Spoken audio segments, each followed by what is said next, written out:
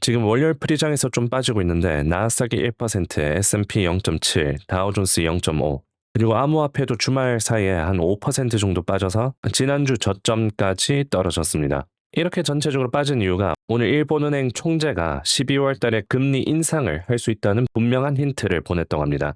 그래서 12월 달에 금리 인하할 가능성이 75%까지 올라갔었고 지금 확인해 보니까 82% 정도까지 올라갔습니다. 그래서 일본 니케이도 2%가량 빠지고 있습니다. 지금 일본 상황을 고려해 보면 최근에 새로 당선된 일본 총리 사나에가 양적 완화를 추진 중이고요. 자금 조달하기 위해선 더 많은 채권 발행이 필요합니다. 그렇게 되면 일본 장기 채권 금리가 상승하고 지금 2008년 이후로 가장 높은 수준이라고 해요. 그러면서 일본 국가 재정 리스크가 올라갑니다. 일본 부채가 전 세계 중에서 8.9%인데 2025년 기준으로 일본의 부채가 GDP 대비 200%를 훨씬 넘는 수준입니다.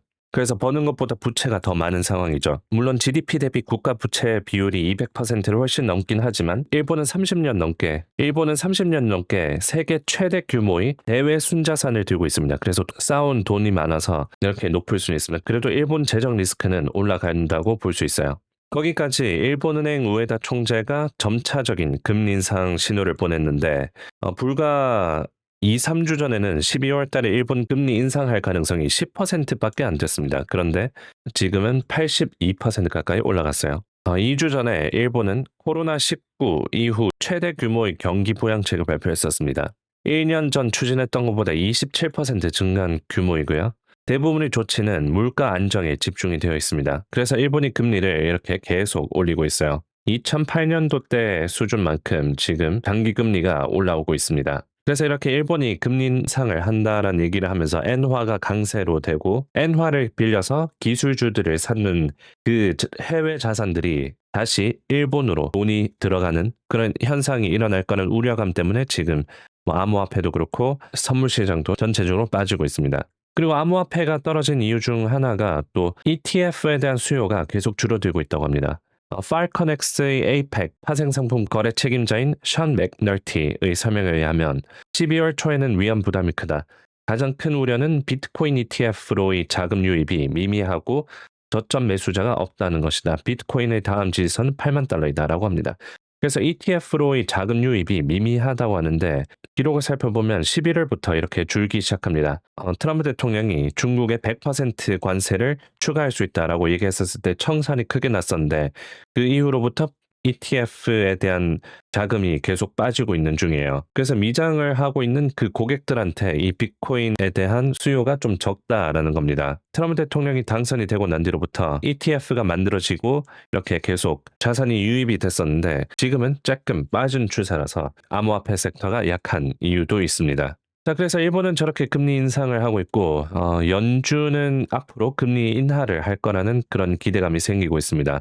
주말에 또 트럼프 대통령이 연준 의장을 누구 뽑을지 결정을 했다라고 얘기를 했습니다. 연준 의장을 누구로 선택할지 알고 있습니다. 라고 얘기하길래 기자가 케빈 하셋인가요? 라고 질문하니까 넌지시 이렇게 웃으면서 안 알려줄 겁니다. 곧 발표가 있을 것입니다. 라고 얘기를 해요. 폴리마켓 예측 시장에 의하면 케빈 하셋이 될 가능성을 거의 70% 가까이 보고 있습니다.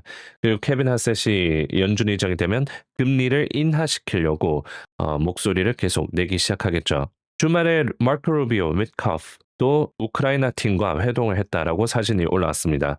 러시아 우크라이나 전쟁을 끝내기 위해서 계속 얘기를 하고 있고 종식시키기 위한 관성이 거세지고 있습니다. 한 2시간 정도 미국 추수감사절 주간인데도 불구하고 2시간 정도 가량 회의를 했다고 합니다. 이렇게 트럼프 대통령은 평화협정을 하고 원유 가격, 에너지 가격을 낮춰가지고 물가 지수를 잡고 싶어 합니다. 그러면서 금리도 내리고 경제 부양을 일으키려고 하는 중인데 정부 셧다운 때문에 데이터들이 최근에 안 나오다가 이제 나오기 시작한 지 한 2주 정도 지나고 있습니다.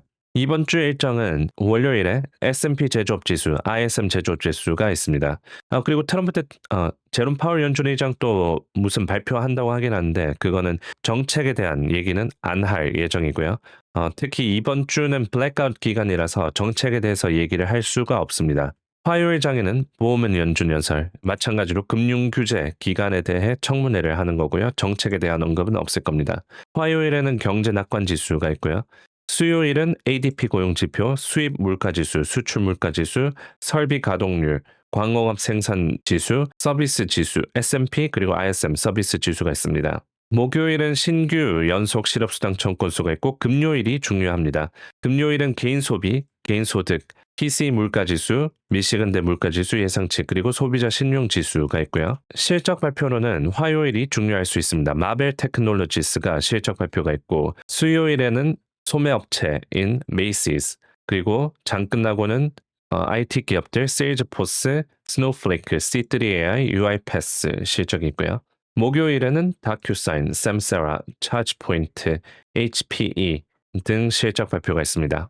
자, 그래서 오늘 영상을 요약하자면 암호화폐 섹터가 지난주에 올랐던 거를 단 몇 시간 만에 다 말아내렸고 일본이 2% 빠지고 있고 미국 선물 시장도 약 1% 정도 빠지고 있는데 이렇게 빠진 이유가 일본은행에서 불과 며칠 전만 해도 일본 금리 인상 가능성이 10% 정도에서 머무르다가 우에다 총재 발언으로 가능성이 80% 가까이 올라갔습니다. 이제 몇 시간 뒤면 미국장 열리는데 그때 또 일본의 금리 인상 얘기가 잘 소화해내는지 보면 될 것 같습니다.